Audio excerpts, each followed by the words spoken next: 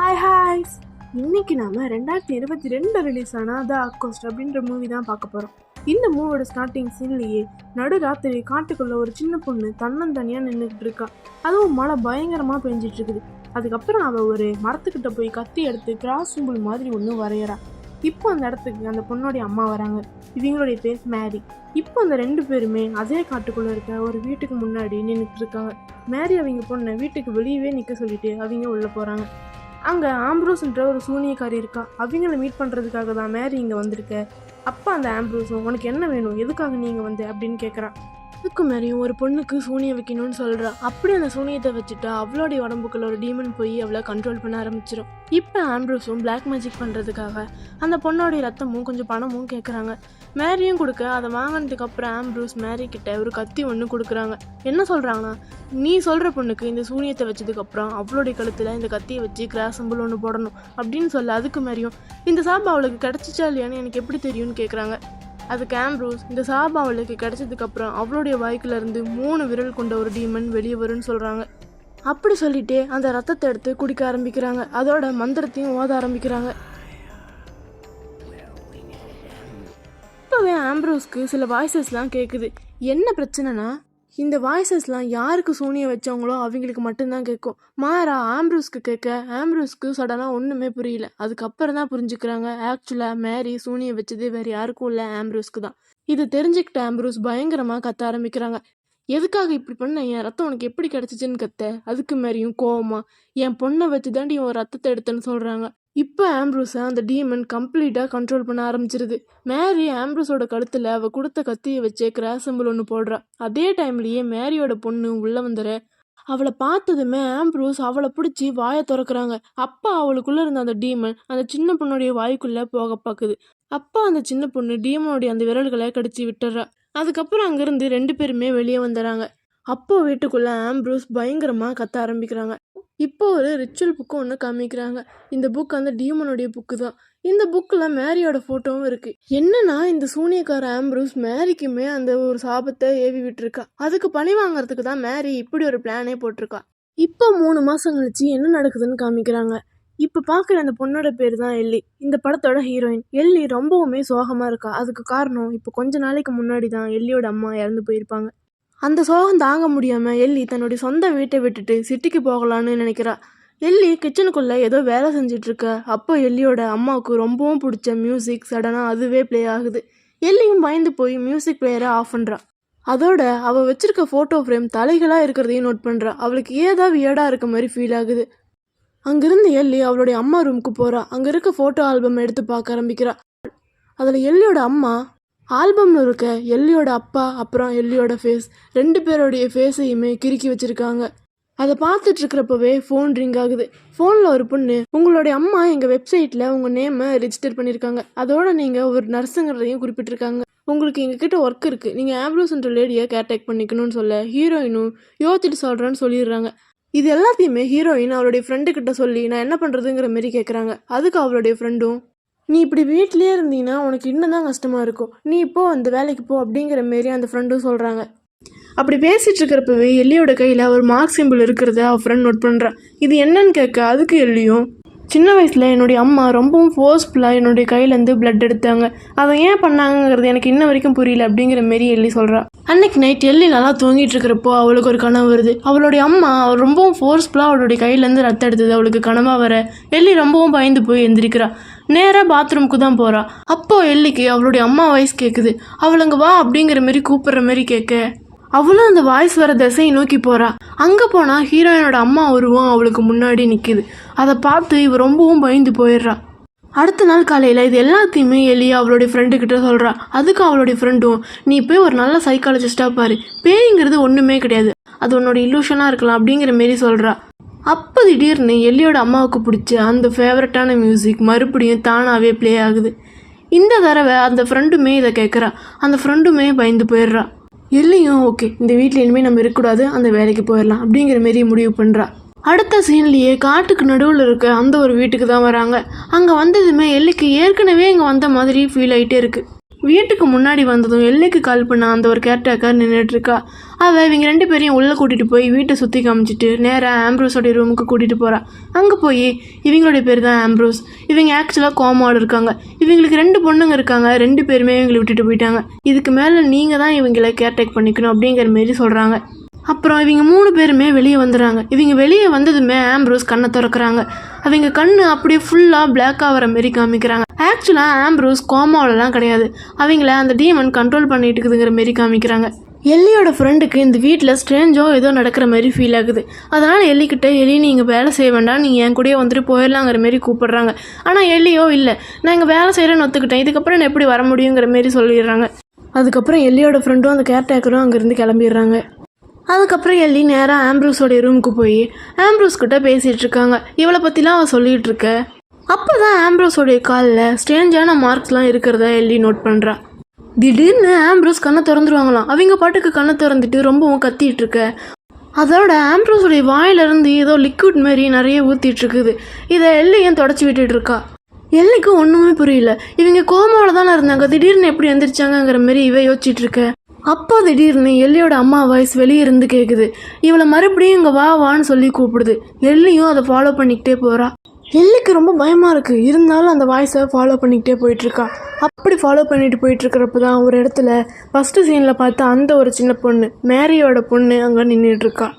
அவள் எதுவுமே பேசல. எல்லையவே முறைச்ச மாதிரி பார்த்துட்ருக்க.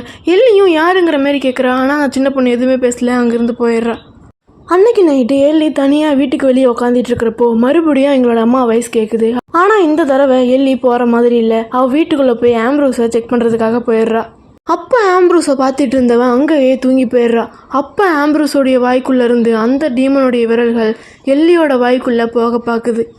ஆல்மோஸ்ட் வாய்க்கிட்ட போயிருச்சு. அதுக்குள்ளே திடீர்னு ஃபோன் அடிக்க எல்லியும் எந்திரிச்சிட்றா. அந்த ஒரு விரல்களும் மறைஞ்சு போயிடுது. ஃபோன் பண்ணது வேறு யாரும் இல்லை, எல்லியோட ஃப்ரெண்டு தான். எல்லியும் எப்படி இருக்க, எல்லாம் ஓகேவான்னு கேட்டுட்டு இருக்கிறப்பவே சடனாக ஜன்னலில் ஏதோ மோதி ஜன்னல் கண்ணாடி உடஞ்சி போயிடுது.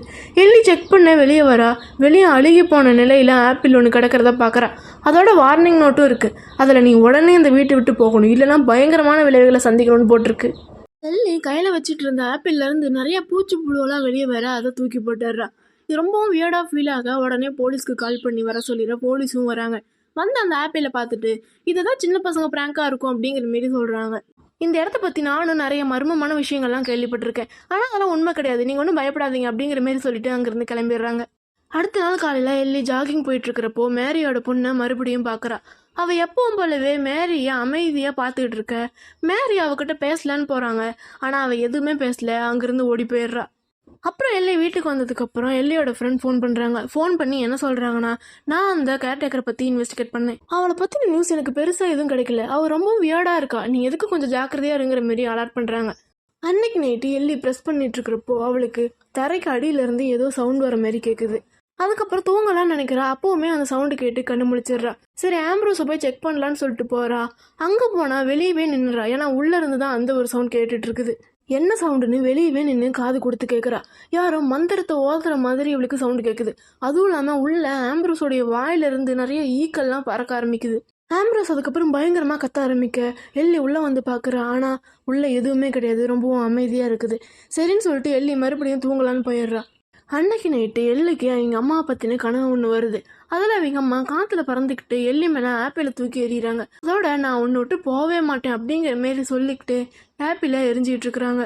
அதுக்கப்புறம் அடுத்த நாள் காலையில் எல்லி கண்ணை முழிக்கிறா. அப்போ அவளுடைய காலில் பல ஸ்ட்ரேஞ்சான மார்க்ஸ்லாம் இருக்கிறத எல்லி நோட் பண்ணுறா. அதுக்கப்புறம் எல்லியோட ஃப்ரெண்டு அவங்க அப்பா கிட்ட ஆம்ப்ரோஸோடைய வீட்டை பற்றி விசாரிக்க சொல்லியிருப்பா. அவங்களுக்கும் ஆம்ப்ரோஸை பற்றி அவங்களுடைய பொண்ணை பற்றி எல்லா இன்ஃபர்மேஷனும் கிடச்சிருக்கும். ஆனால் அந்த கேர்டேக்கரை பற்றி எந்த இன்ஃபர்மேஷனுமே கிடச்சிருக்காது. இந்த பக்கம் மேரியும் அவளுடைய பொண்ணும் எல்லியை மீட் பண்ணுறதுக்காக வந்திருக்காங்க. மேரி அவங்களுடைய பொண்ணை கூட்டிகிட்டு வந்து போ, அவங்ககிட்ட சாரி கேளுப்போ அப்படிங்கிற மாதிரி சொல்கிறாங்க. நைட்டு ஆப்பிளோட வார்னிங்கோட தூக்கி போட்டது வேறு யாரும் கிடையாது, இந்த சின்ன பொண்ணு தான்.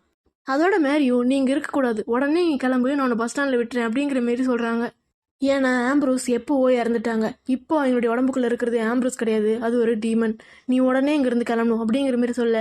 ஆனால் எலி வந்து அதை நம்ப மாட்டேங்கிறாங்க. இப்போ மேரி உண்மையாகவே அங்கே என்ன நடக்குதுன்னு சொல்ல ஆரம்பிக்கிறாங்க. நான் ஆம்ப்ரோஸையும் ஆம்ப்ரோஸோடைய பொண்ணையும் வெளியவே வர முடியாத இடமான நரகத்துக்குள்ளே அடைச்சி வச்சுட்டேன். ஆம்ப்ரோஸோடைய பொண்ணுக்கு அந்த இடத்துல இருந்து அவ்வளோ எங்கள் அம்மாவும் வெளியே வரணும்னு நினைக்கிறா. அதுக்கு அவளுக்கு தேவைப்படுறது எல்லாமே ஒரு பொண்ணுடைய உடம்பு. அப்படிதான் நீ அவளுக்கு கிடைச்ச. ஓ மூலியமா அவளுக்கு தேவையானதெல்லாம் கிடைச்சதுக்கப்புறம் நீ இறந்து போயிடுவ. அதனால் உடனே இங்கேருந்து கிளம்பு அப்படிங்கிற மாரி சொல்ல அப்போவுமே எலி அதெல்லாம் நம்பலை. இப்போ நீ இங்கேருந்து போறியா இல்லை நான் போலீஸை கூப்பிட்டுமா அப்படிங்கிற மாரி எலி சொல்கிறாங்க. நீ என்ன பேசுகிறன்னு உனக்கு புரியுதா? பைத்தியம் மாரி எதையோ பேசிகிட்டு இருக்க. உன்னுடைய பொண்ணு என் ஃபோனை திருடிட்டு போயிட்டுருக்கா. அவள் ஒரு திருடி அப்படிங்கிற மாரி சொல்ல மேரி உடனே கோவமா என்னுடைய பொண்ணு ஒன்றும் திருடி கிடையாது, அவள் உன்னை வார்ன் பண்ணுறதுக்காக தான் அந்த இடத்துக்கு வந்திருக்கா. அப்படி அதுதான் உண்மைனா ஏன் அந்த சின்ன பொண்ணு பேசவே மாட்டேங்கிறா அப்படிங்கிற மாரி எள்ளி கேட்க அதுக்கு அந்த சின்ன பொண்ணு அவளுடைய வாயை திறந்து காமிக்கிறா. என்னன்னா அவளுக்கு நாக்கே கிடையாது. இதை பார்த்ததுமே எள்ளிக்கு ரொம்பவுமே கஷ்டமாக இருது. மேரி உடனே அவளுடைய பொண்ணை பற்றி சொல்ல ஆரம்பிக்கிறா. அவளுக்கு பிறந்ததுலேருந்தே நாக்கு கிடையாது. அவள் கருவில் இருக்கிறப்போ அவளுக்கு நாக்கு இருந்துச்சுனோ அவள் பிறந்ததுமே இந்த நாக்கு காணாமல் போயிடுச்சுனோ டாக்டர்ஸ்லாம் சொன்னாங்க. ஆனால் இதெல்லாம் எதனால் நடந்துச்சுன்னு சொல்லிட்டு எனக்கு தெரியும். ஒரு காலத்தில் என்னுடைய ஹஸ்பண்ட் ஆம்ப்ரூஸோடைய பொண்ணை லவ் பண்ணார். ஒரு கட்டத்தில் அவளை விட்டு என்னுடைய ஹஸ்பண்ட் வந்துட்டாரு. ஆனால் இதனால் சோகமான ஆம்ப்ரூஸோடைய பொண்ணு இங்கிருந்து அவள் ஓடி போயிட்டா. இதெல்லாம் பார்த்த ஆம்ப்ரூஸ் தன்னுடைய பொண்ணை நினச்சி ரொம்பவும் கஷ்டப்பட்டா. தன்னுடைய பொண்ணுக்காக என்னுடைய ஹஸ்பண்டை பழி வாங்க நினச்சா. அதுக்காக அவள் என்னுடைய ஹஸ்பண்ட் மேலேயும் என்னுடைய குழந்தைங்க மேலேயும் பிளாக் மேஜிக்கை யூஸ் பண்ணா. அதனால தான் என்னுடைய பொண்ணு இப்படி இருக்கா அப்படின்னு மேரியும் சொல்கிறா. அடுத்த சீன்லேயே எல்லியோட ஃப்ரெண்டை தான் காமிக்கிறாங்க. அவள் ஒரு லைப்ரரியில் இருக்கா. அந்த ஒரு இடத்துல தான் அந்த கேர்டேக்கரும் இருக்கா. அவள் எல்லியோட ஃப்ரெண்டையே ஒரு மாதிரி பார்த்துட்டு இருக்க. எல்லியோட ஃப்ரெண்டு ஆம்ப்ரூஸையும் ஆம்ப்ரூஸோடைய பொண்ணை பற்றியும் கம்ப்யூட்டரில் படிச்சிட்டு இருக்கா. அப்போ தான் அவளுக்கு ஒரு விஷயம் ஒன்று தெரிய வருது.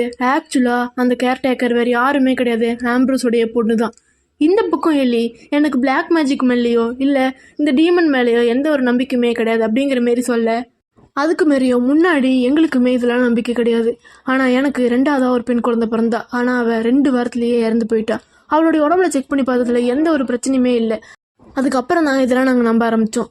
என்னுடைய பொண்ணுக்காக தான் ஆம்ப்ரூஸை நாங்கள் பழி வாங்க நினச்சோம். அவளுக்கே எந்த ஒரு பிளாக் மேஜிக்கை போட வச்சோம். இப்படியே சொல்கிறேன், நீ உடனே இந்த இடத்த விட்டு போயிரு அப்படிங்கிற மாரி சொல்லிட்டு மேரியும் அவளுடைய பொண்ணு அங்கேருந்து போயிடுறாங்க. இந்த பக்கம் எல்லியோட ஃப்ரெண்டு ரொம்பவும் பயந்து போய் எல்லிக்கு திரும்ப திரும்ப ஃபோன் பண்ணிகிட்டே இருக்கா. ஆனால் எல்லியோட ஃபோன் தான் அவகிட்ட இல்லையே. எல்லிக்கு மறுபடியும் சில ஸ்ட்ரேஞ்சான வாய்ஸஸ்லாம் கேட்க ஆம்ப்ரூஸோடைய ரூமுக்கு போய் செக் பண்ணுறா. ஆனால் உள்ளே போய் பார்த்தா அவளுக்கு அப்படி எதுவுமே அங்கே தெரியல. அதுக்கப்புறம் கிச்சனுக்கு போய் பார்க்குறா. அந்த ஒரு இடத்துல சீக்ரெட்டாக பேஸ்மெண்ட்டுக்கு போகிற ஒரு வழி ஒன்று இருக்குது. அந்த இடத்துல தான் அந்த மந்திரம் சடங்குலாம் பண்ணுவாங்க போல. எல்லியும் அதுக்குள்ளே போகிறா. அங்கே போய் பார்த்தா மேரி சொன்னதுக்கு ஏற்ற மாதிரியே நிறைய பொருள்கள்லாம் இருக்கு. அந்த ஒரு இடத்துல தான் ஃபர்ஸ்ட் சீனில் பார்த்த அந்த ஒரு புக்குமே இருக்குது. அந்த ஒரு புக்கில் எல்லியோட ஃபோட்டோவுமே இருக்குது. ஆம்ப்ரூஸ் யார் யாருமெல்லாம் பிளாக் மேஜிக்கை யூஸ் பண்ணாலும் அவங்களுடைய எல்லார் ஃபோட்டோவுமே அந்த ஒரு புக்கில் இருக்குது. அந்த இடத்துல எல்லி அவங்களுடைய அப்பாவோட ஃபோட்டோவுமே பார்க்குறா. எல்லியோட அம்மா அவங்க ஹஸ்பண்ட் மேலேயே அந்த பிளாக் மேஜிக்கை யூஸ் பண்ணியிருக்க சொல்லியிருக்காங்க. அதுக்கப்புறம் அந்த ஒரு இடத்துல ஒரு சின்ன பாட்டிலில் கொஞ்சம் ரத்தம் இருக்குது. அந்த பாட்டிலுக்கு மேலே எல்லியோட பேரும் எழுதியிருக்குது. இதை பார்த்து எல்லி ரொம்பவும் ஷாக் ஆகி போயிடுறா. அந்த பாட்டிலையும் கீழே போட்டுற அந்த பாட்டில் உடஞ்சி ரத்தம்லாம் வெளியே வந்துடுது. இப்போ எல்லி ரொம்பவும் பயந்து போய் மேலே போய் அவளுடைய ஃப்ரெண்டுக்கு கால் பண்ணுறா. ஆனால் ஃபோன் போகவே இல்லை. இந்த பக்கம் எல்லியோட ஃப்ரெண்டு எல்லியை பார்க்கறதுக்காக வந்துட்டுருக்கா. அப்போ எல்லியோட ஃபோனில் இருந்து நான் ஆம்ப்ரோஸோடைய வீட்டிலேருந்து வரேன் அப்படிங்கிற மாதிரி ஒரு மெசேஜ் வர. அதை பார்த்து தான் ஃப்ரெண்டு ஓகே வரேன் அப்படிங்கிற மாரி சொல்லிட்டு காரை திருப்பிட்டு போயிடுறா. இங்கே எல்லிக்கு மறுபடியும் ஆம்ப்ரோஸோடைய ரூமில் இருந்து சத்தம் கேட்குது. எல்லியும் செக் பண்ணுறதுக்காக போகிறா. அப்போ தான் ஆம்ப்ரோஸோடைய கழுத்தில் இருக்கிற அந்த கிராஸ் மார்க்கை பார்க்குறா. அதுக்கப்புறம் மேரி சொன்னதையும் நம்ப ஆரம்பிக்கிறா. எல்லிக்கு ரொம்பவும் பயமாகி போயிடுது. இந்த வீட்டை விட்டு எப்படியாவது ஓடி போயிடலாங்கிற மாரி போய் கதவை திறக்கிறா. ஆனால் கதவு திறக்க முடியல. ஏன்னா வெளியே இருந்து யாரோ லாக் பண்ணியிருக்காங்க. எல்லியோட ஃப்ரெண்டும் அவளுடைய வீட்டுக்கு வரா. அந்த இடத்துல அந்த கேர்டேக்கர் இருக்கா. அந்த கேர்டேக்கர் எல்லியோட ஃப்ரெண்டு வயிற்றுலேயே கத்தியை வச்சு குத்திடுறா. எல்லியோட ஃப்ரெண்டும் பக்கத்தில் இருந்த கண்ணாடி பாட்டில் எடுத்து அவளை அடிச்சுட்டு அங்கிருந்து தப்பிக்க முயற்சி பண்ணுறா. ஆனால் அந்த கேர்டேக்கர் அவளை துரத்திக்கிட்டே வரா. இந்த பக்கம் எல்லி போலீஸ்க்கு ஃபோன் பண்ணி வர சொல்லிடுறா. போலீஸும் அந்த இடத்துக்கு வராங்க. போலீஸ்கிட்ட நடந்ததெல்லாம் சொல்கிறா. இந்த மாதிரி ஆம்ப்ரோஸ் எப்போவோ செத்துட்டாங்க, ஆம்ப்ரோஸோடைய உடம்புக்குள்ள இருக்கிறது ஒரு டீமன் அப்படிங்கிற மாதிரி சொல்ல அந்த போலீஸ் அதை நம்புற மாரியே தெரியல. திடீர்னு ஆம்ப்ரோஸோடைய ரூமில் இருந்து சத்தம் வர அந்த போலீஸும் செக் பண்ணுறான்னு போகிறாரு. அப்போ எல்லி எவ்வளவோ சொல்கிறா. அது ஆம்ப்ரூஸே கிடையாது, அது ஒரு டீமன் அப்படிங்கிற மாதிரி எவ்வளவோ சொல்கிறா. ஆனால் அந்த போலீஸ் அதெல்லாம் கேட்காம ஆம்ப்ரோஸோடைய ரூமுக்குள்ளே போயிடுறாரு. உள்ளே போன உடனே ஆம்ப்ரோஸோடைய உடம்புக்குள்ளே இருக்கிற அந்த டீமன் அந்த போலீஸ் மேலேயே பாஞ்சி அவரை சாகடிச்சிருது. எல்லியும் உள்ளே போனவர் ரொம்ப நேரம் ஆகி இன்னும் வரலையேன்னு சொல்லிட்டு பொறுமையாக உள்ளே செக் பண்ணலான்னு சொல்லிட்டு போகிறா. உள்ளே போனால் அந்த ஆம்ப்ரோஸோடைய உடம்புக்குள்ளே இருக்க அந்த டீமன் அந்த போலீஸை சாப்பிட்டுட்டு இருக்குது. இதை பார்த்து பதறி போன எல்லி கத்திக்கிட்டே வெளியே ஓடி வரா. லேடி போலீஸ் ஒருத்தங்க இருக்காங்க. அவங்க கிட்ட நடந்தது எல்லாத்தையுமே சொல்ல அந்த போலீஸும் போய் உள்ளே செக் பண்ணலான்னு போகிறதுக்குள்ள எல்லியோட ஃப்ரெண்டு காரை வேகமாக ஓட்டிகிட்டு வந்து அந்த போலீஸ் மேலேயே விட்டு சாகடிச்சிட்றா. எல்லியும் தன்னுடைய ஃப்ரெண்டை போய் பார்க்குறா. அவளுக்கு பயங்கரமாக அடிபட்டுருக்குது. கார்லேருந்து வெளியே எடுத்துகிட்டு வந்து போடுறா. அப்போ தான் பயங்கரமான ஒரு ட்விஸ்ட்டு வந்தது. எல்லியோட ஃப்ரெண்டே கிடையாது, அது அந்த கேர்டேக்கர். எல்லியோட ஃப்ரெண்டு ஸ்கின் எடுத்து வச்சுட்டு வந்திருக்கா. அவள் எல்லியை அடித்து மயக்கமடி வச்சுற. இப்போ எல்லி கண்ணை திறந்து பார்க்குறப்போ அந்த கேர்டேக்கர் முன்னாடி உட்காந்துட்டு இருக்கா. அந்த கேர்டேக்கரும் எல்லி கூட பேச ஆரம்பிக்கிறா. நீ சின்ன பொண்ணாக இருக்கிறப்பவே உன்னுடைய அம்மா உன்னை இங்கே கூட்டிகிட்டு வந்தா உன்னுடைய அப்பாவுக்கு பிளாக் மேஜிக் பண்ணுறதுக்காக. ஆனால் அப்பா அவகிட்ட காசு கிடையாது, அதனால் உன்னுடைய ரத்தத்தை கொடுத்து உங்களுக்கு எப்போ தேவைப்படுதோ இது யூஸ் பண்ணிக்கோங்கிற மாதிரி கொடுத்தா. நாங்களும் இந்த ரத்தம் எப்போயாவது தேவைப்படும்னு சொல்லிட்டு ரொம்ப பாதுகாப்பாக வச்சுருந்தோம். ஆனால் நீ அந்த ரத்தத்தை வேஸ்ட் பண்ணிட்ட. ஒன்றும் பிரச்சனை இல்லை, நீங்கள் தானே இருக்க அப்படின்னு சொல்லிட்டு மறுபடியும் எல்லியை அடித்து மயக்கமடி வச்சிடுறா. இப்போ எல்லி கண்ணை திறந்து பார்க்குறப்போ அந்த கேர்டேக்கர் எல்லியை ஒரு மந்திர வட்டத்துக்குள்ளே படுக்க வச்சிருக்கா. கூடவே ஆம்ப்ரோஸையும் படுக்க வச்சிருக்கா. ஆம்ப்ரோஸோடைய உடம்புக்குள்ளே இருக்க அந்த ஒரு டீமனை எல்லியோட உடம்புக்குள்ளே கொண்டு வந்துட்டா தன்னுடைய அம்மாவை காப்பாற்றிடலான்னு சொல்லிட்டு அந்த கேர்டேக்கர் மந்திரத்தை படிக்க ஆரம்பிக்கிறா. அந்த டீமனும் ஆம்ப்ரோஸோடைய உடம்புக்குள்ளே இருந்து கொஞ்சம் கொஞ்சமாக வெளியே வந்துடுது. முழுசாகவே வெளியே வந்துடுது. அது எல்லியோட உடம்புக்குள்ளே போகலான்னு பார்க்குறதுக்குள்ள மேரி அந்த இடத்துக்கு வந்துடுறா. மேரி அந்த இடத்துக்கு வந்து ஆம்ப்ரோஸோடைய பொண்ணை கழுத்து நெரிச்சு கொண்டுற. இப்போது அவள் அந்த புக்கை எடுத்து எல்லியோட பக்கத்துலேயே அந்த டீமனை நெருங்க விடாத மாதிரி ஒரு மந்திரத்தை படிக்கிறா. அந்த டீமனும் எல்லியை விட்டுட்டு இப்போ மேரியை அட்டாக் பண்ண போயிடுது. இப்போ எல்லி கையில் ஒரு கத்தி எடுத்து அந்த டீமனோடைய முதுகுலையே கிராஸ் சிம்பிள் வரைகிறா. அது வரைஞ்சதுமே அந்த டீமன் பயங்கரமாக கத்த ஆரம்பிக்குது. மேரியோட பொண்ணு அந்த இடத்துக்கு வந்து அந்த டீமன் மேலேயே நெருப்பை தூக்கி எறிய இப்போ அந்த டீமன் பயங்கரமாக எரிய ஆரம்பிக்குது. கூடவே அந்த வீடும் சேர்ந்து எரிய ஆரம்பிக்குது. இப்போ அந்த 3 பேரும் வெளியே வந்துடுறாங்க. அந்த வீடு பயங்கரமாக எரிஞ்சிட்டு இருக்குது. இப்போ எல்லி ஹாஸ்பிட்டலில் ஒர்க் பண்ணிட்டு இருக்கிறப்போ அந்த இடத்துல பேஷண்ட் ஒருத்தையை பார்க்குறா. அது வேற யாருமே கிடையாது, அந்த ஒரு கேர்டேக்கர் தான். ஆக்சுவலாக அந்த கேர்டேக்கர் இறந்து போயிருக்க மாட்டா, ஜஸ்ட் மயக்கம் தான் ஆயிருப்பா. இதை பார்த்தன்லையும் பயங்கரமாக கத்த ஆரம்பிக்கிறா. இப்படி ஒரு கொடூரமான எண்டிங்கோட இந்த படம் ஓங்க முடியுது. சரி, ஓகே காய்ஸ், பாய். சப்ஸ்கிரைப் பண்ணிக்கோங்க. நெக்ஸ்ட் வீடியோவில் பார்க்கலாம்.